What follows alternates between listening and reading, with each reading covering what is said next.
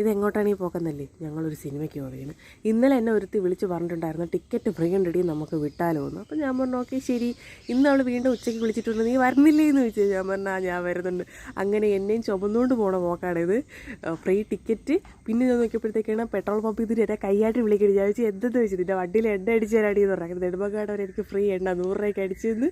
പിന്നെ വഴിയിൽ നിന്ന് ഒരു കടയിൽ നിന്ന് തിയേറ്ററിൽ ഭയങ്കര വില കൂടുതലാണെന്ന് കരുതിയിട്ട് വഴിയിലൊരു കടയിൽ നിന്ന് അവൾ സാധനങ്ങൾ പിള്ളേർക്ക് കഴിക്കാനുള്ളത് നമുക്ക് കഴിക്കാനുള്ള സാധനങ്ങൾ മേടിച്ച് പിന്നെ വെള്ളം അവൾ വീട്ടിൽ നിന്ന് കലക്കിക്കൊണ്ട് വന്നായിരുന്നു. ഞങ്ങൾ തിയേറ്ററിൽ എത്തിയപ്പോഴത്തേക്ക് അച്ചു ചേച്ചി എത്തിയിട്ടുണ്ടായിരുന്നു. അപ്പോൾ പിന്നെ 3 ലേഡീസും 3 പിള്ളേരുമായിട്ടാണ് വന്നത്. ഇവിടെ ഒരുത്തി വന്ന് ഇറങ്ങി ഉടനെ ചീപ്പ് എടുക്കലായി, ലിപ്സ്റ്റിക് ഇടലായി, എന്തൊക്കെയോ ബഹങ്ങൾ. പിന്നെ അങ്ങോട്ട് ഫോട്ടോഷൂട്ടിൻ്റെ അയ്യേരി എളിയായിരുന്നു. എത്ര എടുത്തിട്ടും മതിയാവില്ല. അങ്ങനെ തിരിഞ്ഞ് ഇങ്ങനെ തിരുന്ന് ഫോട്ടോഷൂട്ടായിരുന്നു ഞങ്ങളുടെ തിയേറ്ററിൻ്റെ ഫ്രണ്ടിൽ.